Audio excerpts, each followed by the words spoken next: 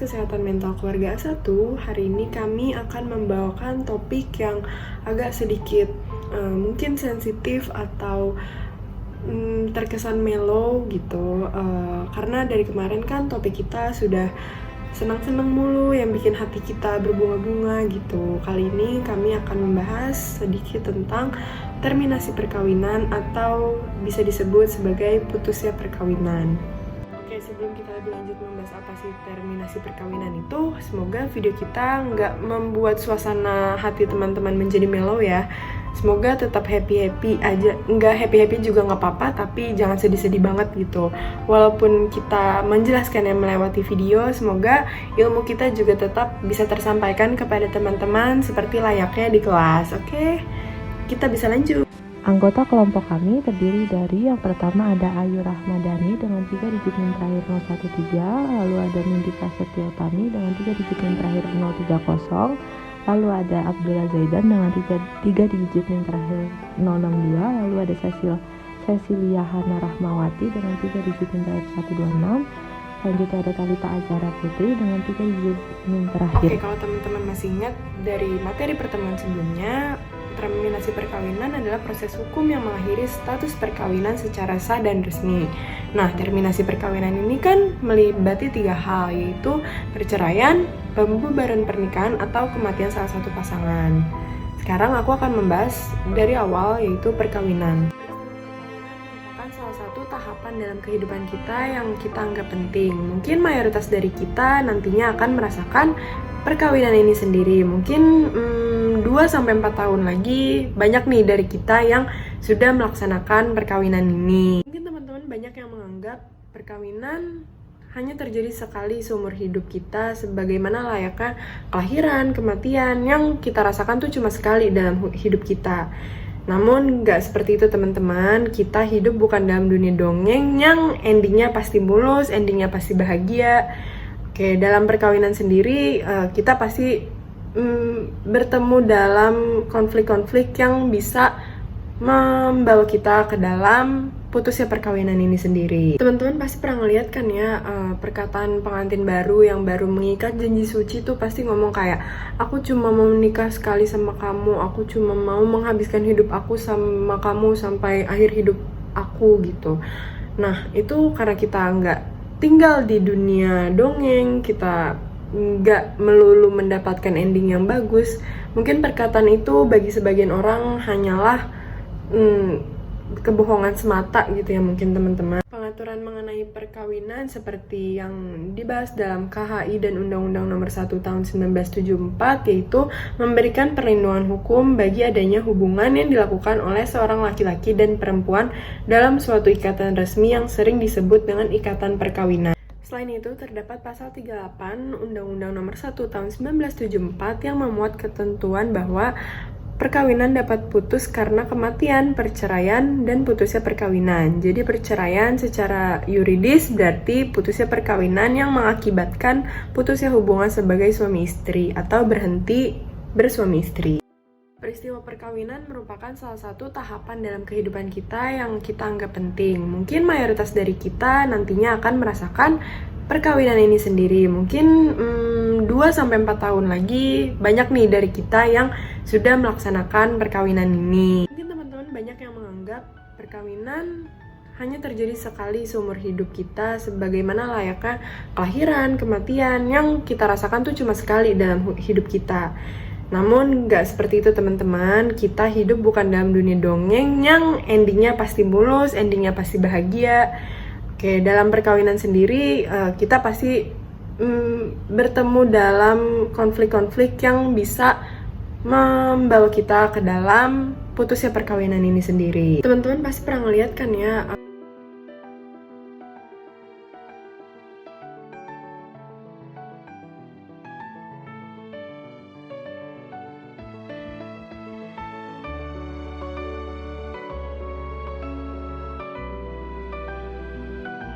Baik, bagian selanjutnya adalah prevalensi dari terminasi perkawinan. Nah, menurut Badan Pusat Statistik atau BPS pada tahun 2021, ada sebanyak 10,25% perempuan berstatus cerai mati, sementara laki-laki hanya sebanyak 2,66%. Untuk kasus cerai hidup, tercatat bahwa sebanyak 2,58% perempuan dan sebanyak 1,66% adalah laki-laki. Nah, mungkin teman-teman agak bingung mengapa untuk kasus cerai hidup perempuannya itu lebih banyak daripada laki-laki.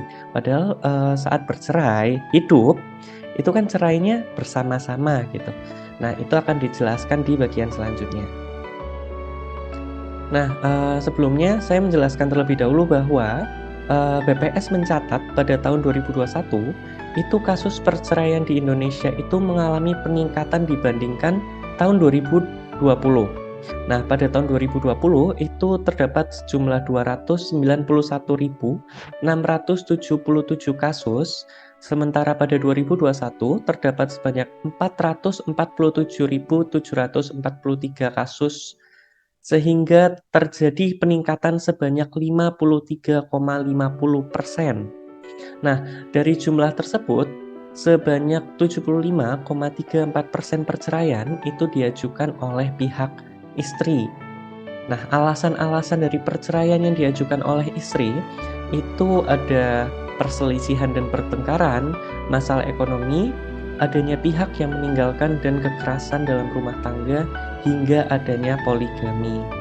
Nah, seperti yang tadi disebutkan dalam slide sebelumnya, untuk kasus cerai hidup itu perempuan lebih banyak daripada laki-laki. Mengapa? Mungkin karena ini adanya kasus poligami yang kemudian pihak wanitanya mengajukan perceraian. Nah, dalam hal itu pihak wanita menjadi janda, sementara suaminya yang melakukan poligami itu kan tidak menjadi duda karena masih memiliki pasangan. Atau mungkin kemungkinan yang kedua adalah bahwa saat pasangan suami istri ini bercerai, mungkin istri ini tidak melakukan remarriage, sementara sang laki-laki itu melakukan remarriage, sehingga statusnya bukan cerai hidup lagi, tapi dia sudah menikah lagi. Sementara yang perempuan mungkin tidak sebanyak itu yang melakukan remarriage, maka dari itu statusnya tetap cerai hidup, seperti itu. Next. Nah, sekarang perceraian dalam perspektif hukum agama. Kelompok kami mengambil hukum agama Islam dan hukum agama Kristen atau Katolik. Nah, hukum Islam sendiri membahas tentang dalam hukum Islam perceraian diperbolehkan oleh agama, tetapi harus didasarkan oleh alasan-alasan yang kuat, dan bercerai itu merupakan pilihan terakhir bagi pasangan suami istri ketika tidak ada lagi jalan keluarnya. Adapun hukum perceraian dilihat dari sisi kemaslahatan dan kemudaratannya. Jadi bukan aja tidak mengatur, tetapi malah hukum agama Islam dan Katolik tidak memperbolehkan atau melarang terjadinya perceraian. Nah, perceraian dalam Kristen dan Katolik ini tidak bisa diakui oleh agama walaupun perceraian itu atas keputusan pengadilan. Jadi di dalam Kristen dan Katolik perceraian itu dianggapnya tidak ada dan tidak akan sah. Nah, adanya perkawinan dapat menimbulkan suatu sebab akibat yang dapat memicu permasalahan-permasalahan yang biasanya terjadi di dalam rumah tangga nih teman-teman. Nah, karena adanya konflik yang biasanya berujung dengan perceraian, terdapat undang-undang yang mengatur permasalahan tersebut.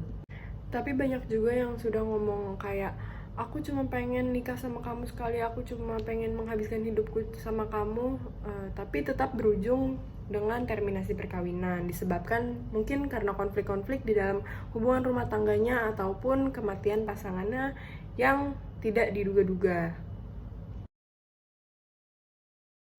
Jenis terminasi perkawinan yang pertama adalah kematian pasangan. Kematian pasangan adalah transisi hidup yang sulit bagi kebanyakan orang. Abu Bakar menguraikan 3 tahap karakteristik dari proses berduka. Yang pertama ada krisis last stage of grief. Dalam beberapa hari dan minggu pertama setelah kehilangan, orang yang selamat dalam tahap shock yang kacau. Reaksi umum orang yang ditinggalkan adalah, saya tidak percaya ini terjadi pada saya. saya akan melakukan apa saja untuk membawanya kembali, dan apa yang akan saya lakukan sekarang. Kemudian, tahap yang kedua adalah transition stage of grief.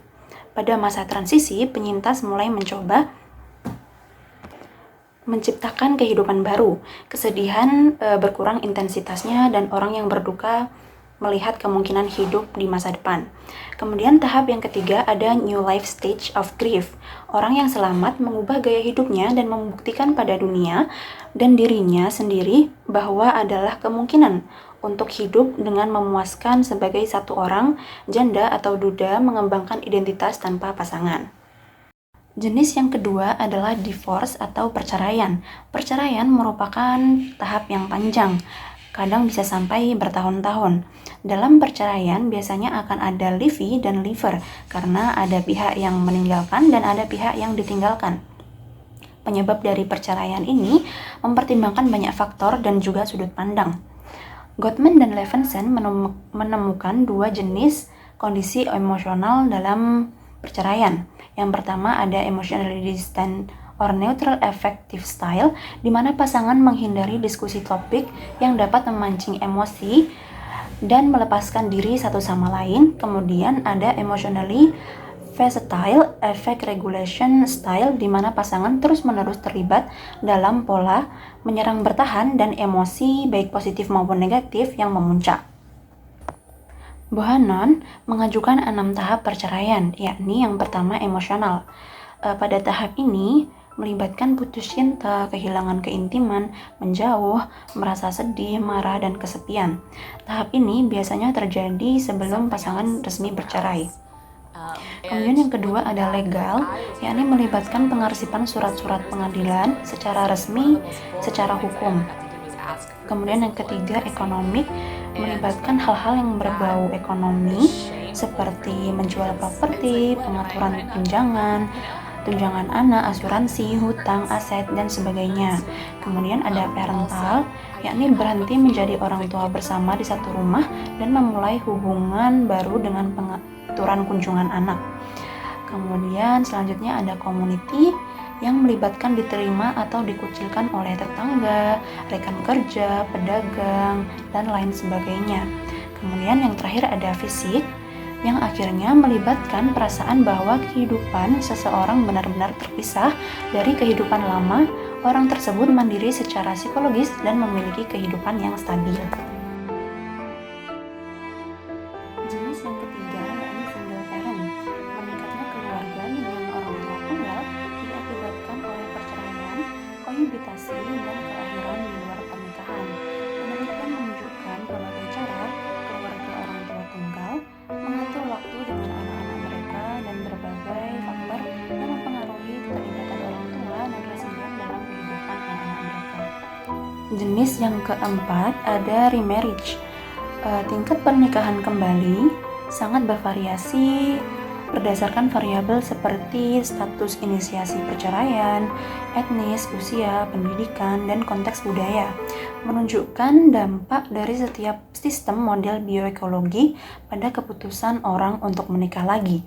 Misalnya, orang yang memulai perceraian lebih cenderung menikah lagi daripada orang yang ditinggalkan. Jenis yang terakhir adalah step families. Step families atau keluarga tiri adalah keluarga di mana salah satu atau kedua individu dalam suatu hubungan memiliki anak dari hubungan sebelumnya. Meskipun beberapa keluarga tiri terjadi ketika ada perceraian yang melibatkan seorang anak dan salah satu pasangannya menikah lagi, baru-baru ini istilah tersebut mencakup anak-anak yang berasal dari hubungan kohabitasi. Oke, kita masuk ke tahapan berduka dan kehilangan dari Kubler-Ross grief, yaitu pertama ada denial, lalu ada anger, ada bargaining, ada depression, dan juga acceptance. Yang pertama ada denial, yaitu merupakan suatu tahap terjadi ketika individu menyangkal bahwa hal buruk telah terjadi seperti tidak percaya atau menganggap seperti mimpi, yaitu adalah denial. Lalu kedua ada anger, yaitu tahap di mana setelah individu merasa denial, individu akan melampiaskan kesedihannya dalam bentuk amarah, seperti berbicara dengan nada tinggi, mengeluh, dan menyalahkan keadaan dengan emosi yang meluap-luap. Lalu setelah itu ada bargaining, yaitu tahapan di mana ketika berduka, individu tuh rela melakukan apa saja demi meredakan rasa sakitnya. Salah satu caranya adalah berandai-andai kemungkinan yang seharusnya dilakukan sebelum hal tersebut terjadi. Lalu ada depression, yaitu pada tahap ini emosi individu tuh sudah mereda dan benar-benar sudah melihat kenyataan yang terjadi. Individu terpaksa menghadapi situasi sulit tersebut dan mengalami kesedihan serta kebingungan yang mendalam. Lalu selanjutnya ada acceptance, yaitu individu sudah menyadari bahwa hal yang hilang itu tidak dapat kembali, dan di sini individu mulai belajar menjalani hidup dengan situasi yang baru. Lalu kita masuk ke tahapan berduka dan kehilangan dari Brubaker. Di sini ada 3, yaitu ada crisis loss, transition, dan juga new life. Yang pertama ada crisis loss, yaitu tahapan di mana individu berada dalam tahap shock yang kacau balau dalam beberapa hari dan minggu pertama setelah kehilangan. Lalu ada transition, yaitu tahapan di mana individu mulai menciptakan kehidupan yang baru. Kesedihan mulai berkurang intensitasnya, dan orang yang berduka melihat kemungkinan kehidupan di masa depan. Lalu yang terakhir ada new life, yaitu individu yang selamat mengubah gaya hidupnya dan membuktikan kepada dunia serta dirinya sendiri bahwa dirinya mungkin untuk hidup dengan diri sendiri. Oke, selanjutnya ada dampak terminasi perkawinan pada orang dewasa. Kita bahas tentang dampak kematian pasangan terlebih dahulu.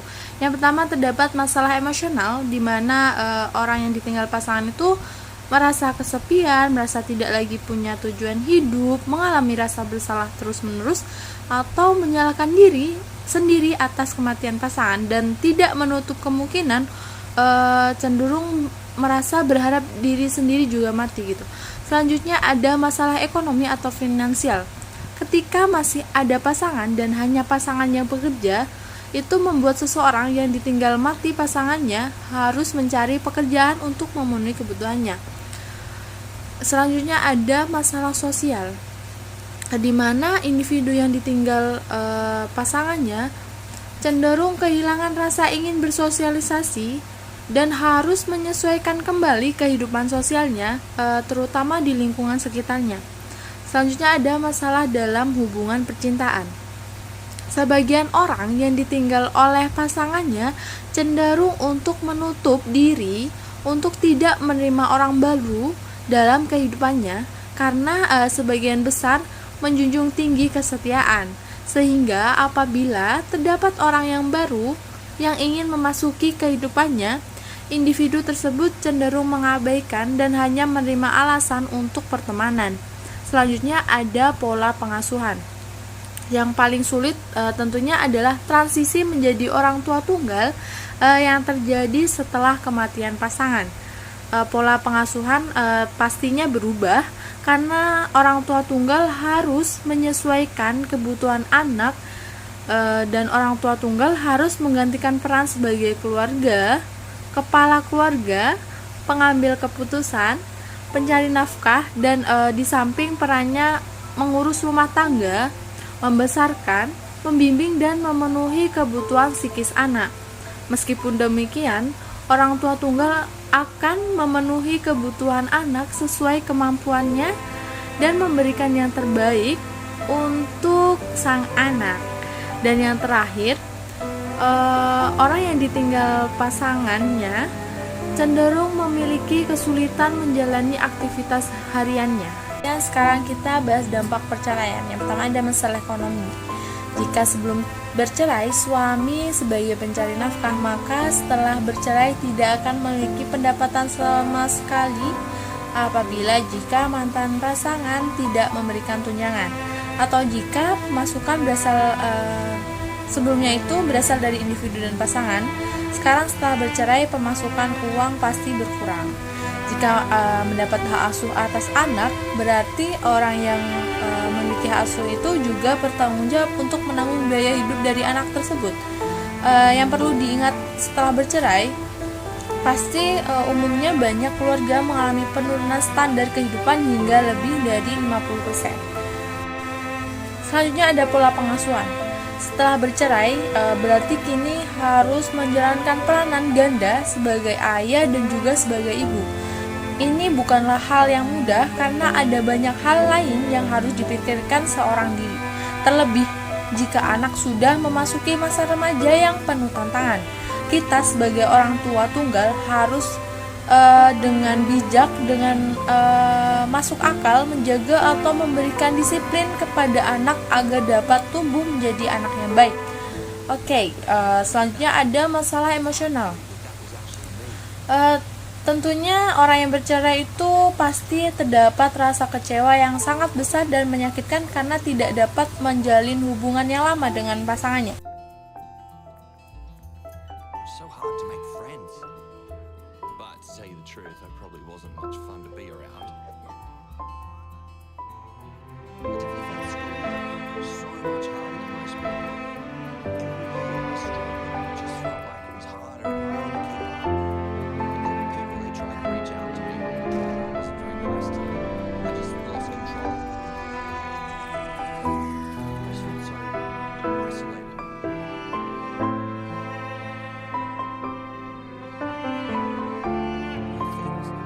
Started to change when I hit year 5. My teacher, she's made such a difference. I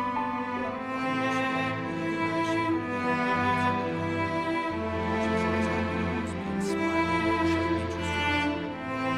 She definitely noticed that I needed something extra than the other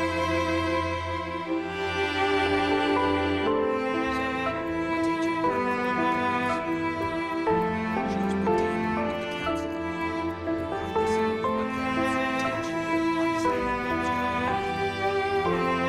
just wanted to have the real teacher understand me. The counselor was cool. She had lots of advice on how to help me spend more time with me and things like that. She was also just a massive help for me too. I was calm.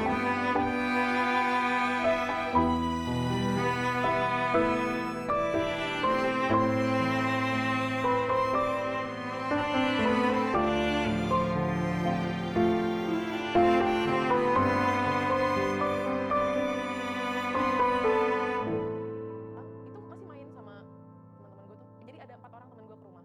Nggak lama dia nyamperin gue, "Mama, oh ya mau susu?" "Oh ya udah nak, mama bikin ya." Gue bikinin susu, selang setengah. Gue tidurin dulu anak gue setengah jam sampai dia pulas, gue tinggal keluar biar gue ngobrol lagi. Ini tumben biasanya tuh anak gue tuh setengah jam pasti bangun kalau nggak ada gue di sampingnya. Ini sampai 1 jam, kok tumben nggak ada suaranya gitu. Gue masuk kamar, lihat anak gue tuh udah telentang, matanya tuh udah mendelik ke atas, udah biru semuanya. Itu sedih banget sih, sampai gue tuh nggak sadar momen-momen terakhirnya gitu loh. Berikutnya kita akan membahas single parent. Single parent ini sebenarnya lebih ke arah pembahasan setelah terjadinya perceraian ya. Nah, jadi semakin banyaknya kasus perceraian, maka memungkinkan juga semakin banyak orang tua tunggal atau single parent. Olson dan teman-temannya itu mengatakan bahwa jumlah anak yang hidup dengan orang tua single parent itu meningkat dari tahun 1960 hingga tahun 2000. Nah, dan tahun 2000 ini sebenarnya sempat mendatar. Di Indonesia sendiri, tepatnya di kota Semarang, terdapat peningkatan jumlah single parent pada tahun 2018 dan 2019, namun sedikit menurun pada tahun 2020. Meskipun demikian, anak itu masih membutuhkan kasih sayang dan perhatian yang lebih, yang khususnya itu diberikan oleh kedua orang tua mereka, tidak hanya seorang ayah dan tidak hanya seorang ibu, namun keduanya. Menurut Kelly, pada tahun 2007, terdapat 3 jenis hubungan co-parenting setelah perceraian. Yang pertama, ada conflicted co-parenting, di mana orang tua yang bercerai itu saling mengalami konflik dan komunikasi mereka itu cenderung buruk. Nah, mereka ini lebih fokus kepada kebutuhan mereka masing-masing daripada kebutuhan anak-anak mereka. Lalu yang kedua, ada parallel co-parenting relationship. Nah, orang tua yang di sini memiliki konflik yang cenderung rendah, tapi komunikasi mereka itu terbatas hanya sekedar mengenai pengasuhan anak.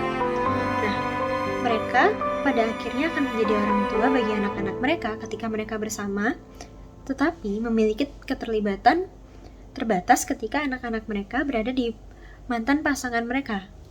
Nah, yang berikutnya ada cooperative co-parenting. Nah, di sini meskipun orang tua mereka sudah berpisah, mereka ini masih membuat rancangan untuk mengasuh anak mereka. Nah, mereka ini saling mendukung dalam peran pengasuhan anak mereka. Anak-anak yang orang tuanya melakukan pengasuhan ini biasanya tampak lebih kuat atau lebih tangguh. Nah, berikutnya, apa sih tantangan menjadi seorang single parent itu? Yang pertama, adanya kesulitan finansial bagi single mother yang tidak bekerja. Nah, pada umumnya, pembagian peran orang tua itu seorang ayah bertugas sebagai pencari nafkah yang erat hubungannya dengan kondisi finansial keluarga. Jadi, ketika perceraian terjadi dan hak asuh anak jatuh kepada ibu yang tidak bekerja, maka memungkinkan terjadinya kesulitan finansial pada ibu yang tidak bekerja ini. Nah, jika kondisinya itu single parent alias ibunya ini itu masih main sama teman-teman gue tuh. Jadi ada 4 orang teman gue ke rumah, nggak lama dia nyamperin gue, mama, oh ya mau susu, oh ya udah nak, mama bikin ya. Gue bikinin susu selang setengah, gue tidurin dulu anak gue setengah jam sampai dia pulas, gue tinggal keluar biar gue ngobrol lagi. Ini tumben, biasanya tuh anak gue tuh setengah jam pasti bangun kalau nggak ada gue di sampingnya. Ini sampai 1 jam kok tumben nggak ada suaranya gitu. Gue masuk kamar, lihat anak gue tuh udah telentang, matanya tuh udah mendelik ke atas, udah biru semuanya. Itu sedih banget sih, sampai gue tuh nggak sadar momen-momen terakhirnya gitu loh. Ada kekurangan, maka ada juga kelebihannya. Nah, apa aja sih kelebihan menjadi single parent itu? Yang pertama, adanya kedekatan yang lebih di antara single parent dengan anaknya. Kenapa? Karena mereka perlu bekerja sama untuk mewujudkan sesuatu. Mereka memahami dan berempati satu sama lain, dan mereka menjadi lebih dekat. Mereka sering mengandalkan satu sama lain secara eksklusif ketika mereka membutuhkan kenyamanan dan mengalami kegembiraan. Mereka memiliki ikatan karena mereka sadar akan perjuangan dan tantangan yang tidak diketahui orang lain. Lalu yang kedua, lebih memotivasi untuk bekerja keras dalam menghadapi hal baru. Menjadi seorang single parent, maka dia melakukan semuanya secara mandiri, seperti mengambil tanggung jawab rumah tangga tambahan, pindah ke lingkungan baru, atau mengurus kebutuhan sendiri dan mengorbankan waktu bersantai untuk bekerja dan juga mengurus anak. Lalu yang ketiga, tidak memerlukan diskusi atau pengambilan keputusan yang perlu dinegosiasikan dengan pasangan atau orang dewasa lainnya. Selanjutnya, cara survive dalam menjadi seorang single parent menurut Olson et al. Nah, oke teman-teman, sekarang kita lanjut. Kita akan masuk ke bagian remarriage. Jadi kalau menurut Degenova pada tahun 2008 itu menyebutkan kalau remarriage atau pernikahan kembali itu merupakan hal yang dilakukan karena adanya beberapa hal yang terjadi dalam pernikahan sebelumnya. Contohnya seperti kematian salah satu pasangan sebelumnya, atau bisa juga akibat adanya perceraian dengan pasangan sebelumnya. Nah, remarriage ini bisa dilakukan oleh salah satu pasangan pernikahan kembali, atau bisa juga dilakukan oleh kedua.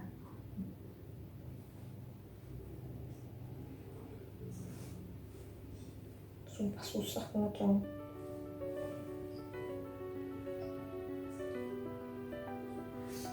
Oke teman-teman, sekarang kita lanjut ke bagian remarriage. Jadi remarriage ini kalau menurut Degenova pada tahun 2008 itu menyebutkan bahwa remarriage atau pernikahan kembali itu merupakan hal yang dilakukan karena adanya beberapa hal dengan pernikahan sebelumnya. Contohnya adalah kematian salah satu pasangan, bisa juga dilakukan karena adanya perceraian dengan pasangan sebelumnya. Nah, remarriage ini bisa dilakukan oleh salah satu pasangan ataupun bisa juga dilakukan oleh kedua belah pihak dari pasangan yang melakukan pernikahan kembali. Nah, jadi apa sih intinya pernikahan kembali atau remarriage itu? Jadi remarriage ini merupakan proses hubungan suami istri oleh pasangan baru yang telah melakukan pernikahan sebelumnya. Nah, remarriage ini juga bisa diartikan sebagai proses dari individu ketika ditinggalkan oleh pasangan sebelumnya. Begitu teman-teman. Boleh kita lanjut. Nah, sayangnya nih teman-teman, remarriage yang dilakukan oleh orang dewasa yang menikah lagi itu mempunyai kemungkinan untuk mengalami perceraian yang lebih tinggi dibandingkan dengan pernikahan pertama atau pernikahan sebelumnya. Nah, angka perceraiannya itu punya persentase yang cukup tinggi antara 65% sampai dengan 75%, teman-teman. Nah, kenapa sih hal itu bisa terjadi gitu? Kenapa pasangan yang menikah kembali itu cenderung lebih mudah untuk melakukan perceraian kembali? Karena kan ketika kita mengalami atau menjalani kehidupan baru dengan pasangan baru, apalagi mungkin salah satu atau kedua pasangan tersebut sudah pernah menjalani atau melewati hubungan pernikahan dengan pasangan sebelumnya, itu kan akan cukup berbeda begitu ya, memiliki beberapa masalah seperti hadirnya anggota keluarga baru, mungkin hadirnya anak tiri atau bisa juga saudara tiri. Selain itu juga ada permasalahan finansial, permasalahan adaptasi, dan juga permasalahan-permasalahan lain yang membuat pasangan dengan pernikahan kembali ini menjadi lebih rentan untuk mengalami perceraian. Nah, untuk tantangan-tantangan yang dialami oleh pasangan yang melakukan remarriage ini akan dilanjutkan selanjutnya di bagian selanjutnya oleh rekan saya. Nah, kemudian siapa sih yang cenderung untuk melakukan remarriage ini? Jadi pada umumnya itu laki-laki itu cenderung untuk diharapkan untuk menikah lagi setelah mungkin perpisahannya dengan pasangan sebelumnya, dengan istrinya, karena mereka ini diharapkan untuk dapat mempertahankan produktivitasnya, mungkin dengan melahirkan anak-anak lain untuk menggantikan istri yang meninggal dan lain sebagainya. Ini menurut riset pada tahun 1993. Selanjutnya boleh kita next. Oke, selanjutnya, jadi sekitar setengah dari populasi pria dan wanita di atas usia 15 tahun itu mereka cenderung untuk melakukan pernikahan hanya sekali. Nah, proporsi orang dewasa yang menikah hanya sekali dan tidak melakukan remarriage itu mengalami penurunan sejak tahun 1996. Kemudian pada tahun 2008 dan juga 2012 untuk wanita yang berusia 50 tahun dan laki-laki atau pria yang berusia 60 tahun ke atas itu mereka mengalami peningkatan dalam melakukan pernikahan kembali atau remarriage. Nah, mereka yang melakukan pernikahan lebih dari sekali seperti 2 sampai 3 kali dan seterusnya itu cenderung orang-orang yang memiliki kulit putih, kemudian diikuti dengan orang berkulit hitam, orang-orang Asia, dan juga orang-orang Hispanik. Nah, kira-kira kenapa sih teman-teman hal itu bisa terjadi? Jadi hal-hal tersebut yang telah disebutkan di atas itu terjadi karena remarriage atau pernikahan kembali itu memiliki beberapa faktor yang mempengaruhi teman-teman. Salah satunya seperti status dari perceraian dengan pasangan sebelumnya, itu juga mempengaruhi remarriage. Jadi orang-orang yang melakukan penggugatan cerai atau orang-orang yang melakukan menginisiasi perceraian lebih dulu itu cenderung untuk melakukan pernikahan kembali atau remarriage. Kemudian bisa juga dipengaruhi oleh di manakah atau dari manakah etnik individu tersebut berasal, dipengaruhi juga oleh usia dari individu tersebut, kemudian dipengaruhi oleh tingkat pendidikan, jadi tinggi rendahnya jenjang pendidikan yang ditempuh oleh suatu individu, kemudian bisa juga dari konteks budaya di mana individu tersebut berasal. Nah, untuk faktor-faktor tersebut akan dilanjutkan dan dibahas lebih dalam oleh teman saya. These children went on to have lives blighted by a lack of impulse control and fared much worse than the children who were best at subordinating. Baik, selanjutnya kita masuk ke faktor determinan dari remarriage. Di sini ada 5 faktor. Yang pertama ada status resmi perceraian, yaitu di sini individu yang resmi bercerai akan cenderung untuk remarriage dibandingkan orang yang secara sengaja meninggalkan pasangannya. Selanjutnya, yang kedua ada etnisitas. Biasanya etnis African American dan Hispanic akan cenderung lebih sedikit melakukan pernikahan kembali daripada etnis Eropa Amerika. Ketiga, ada umur. Biasanya wanita yang umurnya lebih muda atau tua akan lebih memungkinkan menunggu lebih lama untuk menceraikan suami pertamanya. Ia cenderung akan menyiapkan dengan matang kondisi emosionalnya untuk memulai dan masuk ke pernikahan berikutnya. Keempat, ada pendidikan. Wanita dengan level pendidikan yang tinggi biasanya tidak melakukan remarriage. Selain itu, wanita dengan pendidikan yang tinggi juga memiliki tingkat kebahagiaan remarriage yang lebih tinggi dan cenderung tidak menceraikan suami keduanya. Faktor yang terakhir ada konteks lingkup budaya. Individu akan cenderung menghindari perceraian dan remarriage apabila budaya menekankan kebutuhan untuk tetap menjaga pernikahan pertama bersama dan menghindari perceraian. Baik, selanjutnya kita masuk ke dalam tantangan. Selanjutnya ada dampak terminasi perkawinan pada anak-anak. Selain berdampak pada orang dewasa, terminasi perkawinan juga dapat berdampak pada anak-anak. Constant Ahran, seorang peneliti perceraian, menyimpulkan bahwa efek perceraian pada anak dapat bervariasi tergantung pada banyak faktor interaktif. Faktor-faktor ini memperhitungkan anak, orang tua, keluarga sebelum dan sesudah perceraian, serta faktor lingkungan dan sosial. Beliau juga menyimpulkan bahwa sebagian besar anak-anak dari orang tua yang bercerai tumbuh dengan sehat dan menyesuaikan diri dengan baik.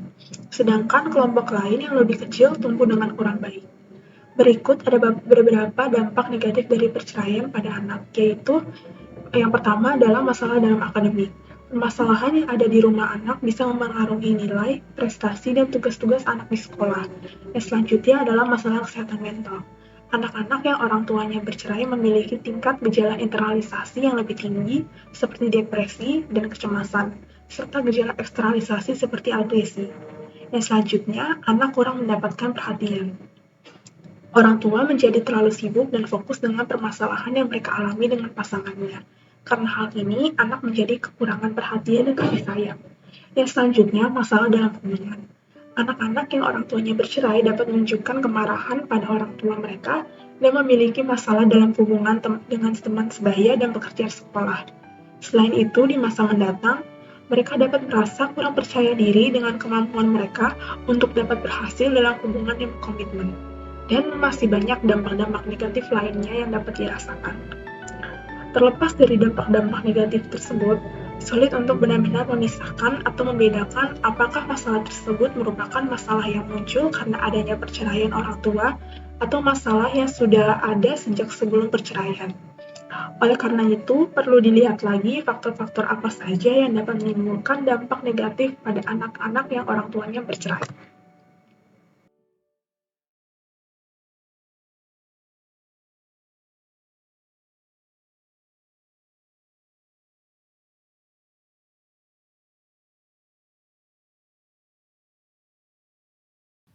Anak-anak yang lebih kecil biasanya lebih cepat menyesuaikan diri dengan orang tua tiri daripada anak-anak remaja.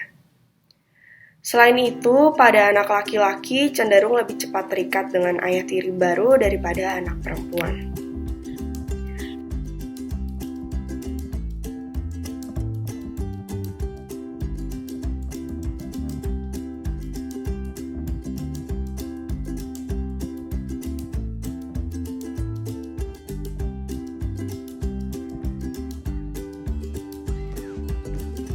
Man, when I look at that kid, it's hard to believe that that was actually me.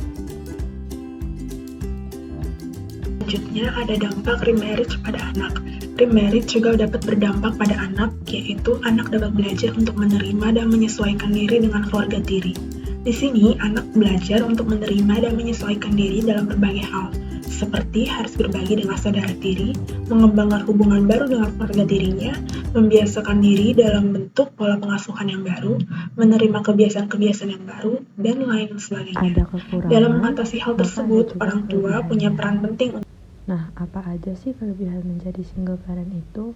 Yang pertama, adanya kedekatan yang lebih di antara single parent dengan anaknya. Kenapa? Karena mereka perlu bekerja sama untuk mewujudkan sesuatu. Mereka memahami dan berempati satu sama lain, dan mereka menjadi lebih dekat. Mereka sering mengandalkan satu sama lain secara eksklusif ketika mereka membutuhkan kenyamanan dan mengalami kegembiraan. Mereka memiliki ikatan dengan ayah tiri.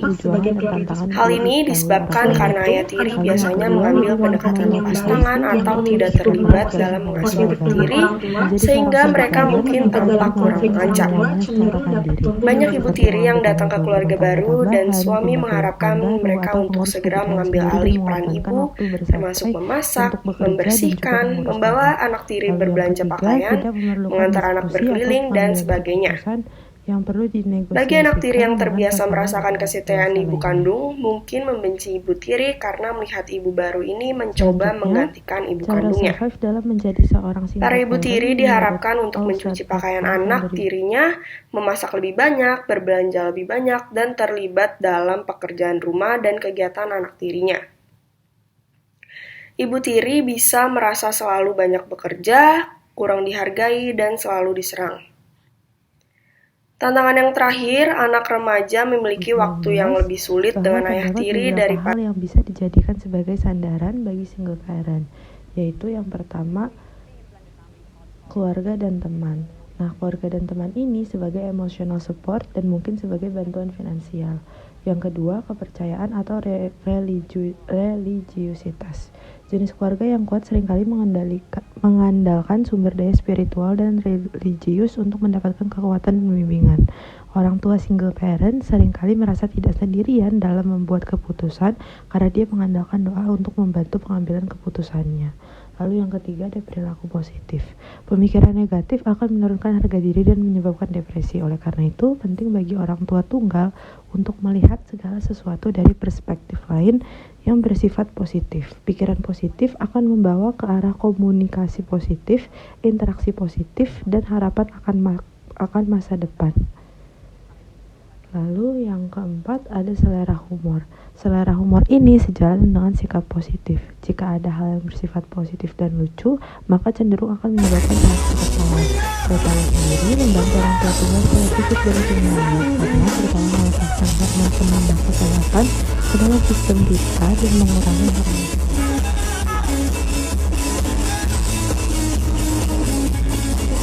Bersama dengan Mas Ivan Seventeen, kita langsung tanya saja sekarang, seperti apa Mas perkembangan mungkin dari pencarian personel yang masih hilang, Mas?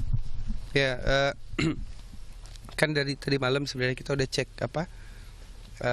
kita udah kasih ciri-ciri. Selanjutnya saya akan membahas mengenai analisis kasus dari yang sudah saya jelaskan sebelumnya. Jadi di sini kami melihat dan menganalisis dari sisi berduka dan kehilangan yang dialami Ivan Seventeen. Di sini saya mengambil dua teori mengenai tahapan berduka dan kehilangan. Nah, yang pertama saya akan membahas mengenai tahapan berduka dan kehilangan menurut teori Kübler-Ross. Ia membagi tahapan berduka menjadi 5 tahap atau yang lebih dikenal dengan 5 stage of grief. Nah, mungkin teman-teman udah sering dengar atau ada yang tahu juga mengenai 5 stage of grief ini, dan udah ada yang tahu juga mengenai tahapan-tahapannya. Mungkin tahunya dari salah satu matkul psikologi atau dari Instagram atau mungkin dari TikTok atau juga dari platform-platform lainnya.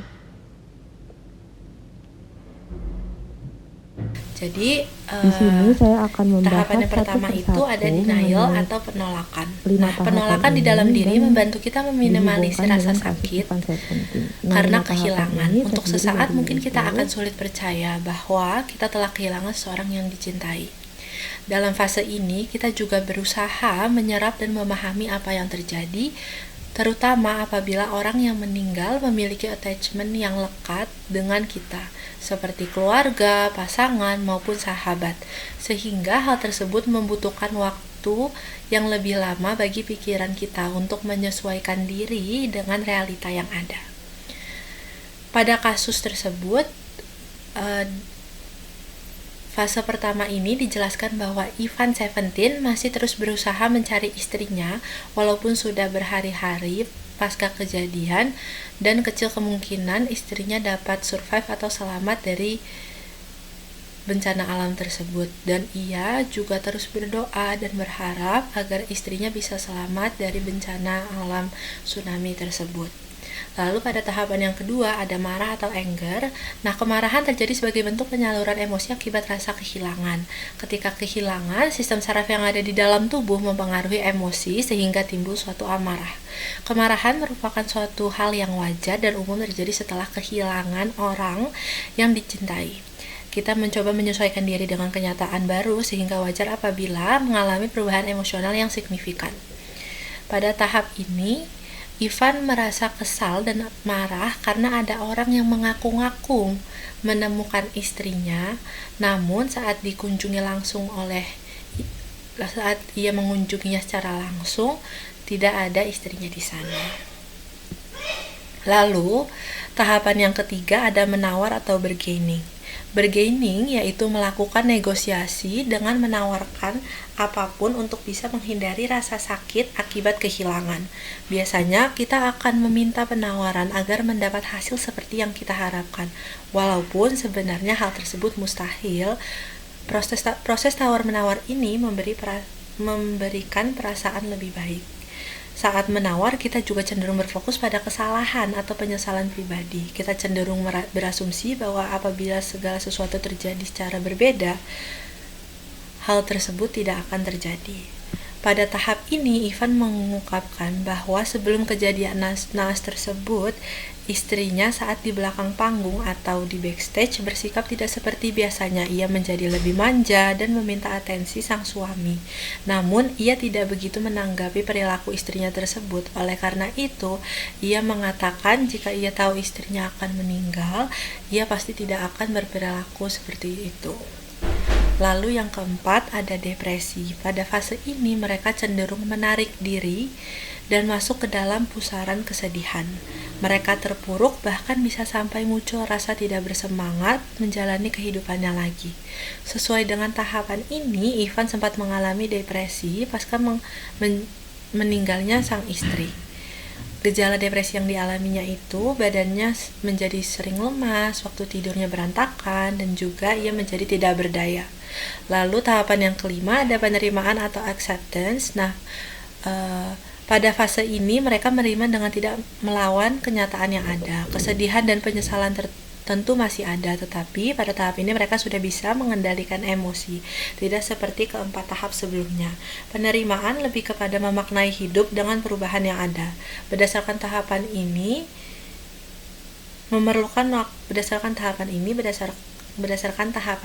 dari kasus Ivan Seventeen itu memerlukan waktu yang lama untuk Ivan beradaptasi dan menerima semua kenyataan. Namun seiring berjalannya waktu, ia menemukan pengganti mendiang istrinya karena ia sudah menikah lagi dengan Cinta Monica. Selain teori 5 Stages of Grief, terdapat ahli lain yang juga memberikan teori mengenai keterpurukan dan berduka ini. Salah satunya adalah Brubaker. Nah, menurut Brubaker, dia itu membagi karakteristik dari pada saat itu posisi Dylan sedang berada di belakang panggung menemani suaminya Ivan yang sedang tampil di pantai Tanjung Lesung, Banten. Dan setelah terjadinya tsunami, Ivan yang berhasil selamat sempat melakukan pencarian kepada Dylan di proses berduka ke dalam 3 tahapan. Nah, yang pertama itu ada Chrysalis Stage of Grief. Pada tahap ini, Ivan mengalami shock berat selama beberapa hari pasca ditinggal selama-lamanya oleh istri dan juga sahabat-sahabatnya. Lalu yang kedua ada Transition Stage of Grief. Di tahap ini, Ivan mulai memulai kehidupan barunya. Keterpurukannya berangsur-angsur mulai berkurang. Ia juga sudah mulai melakukan aktivitas seperti biasanya lagi, kembali normal seperti tampil di acara TV, manggung, dan lain-lain. Lalu yang ketiga ada New Life Stage of Grief. Pada tahap ini, Ivan mulai membuka hati dan memulai lembaran hidup yang baru dengan menikahi sahabatnya di SMA yang bernama Citra Monica. Dikatakan rumah tangga baru mereka selanjutnya berikut daftar pustaka. Berikut referensi yang kelompok kami gunakan untuk membuat presentasi ini.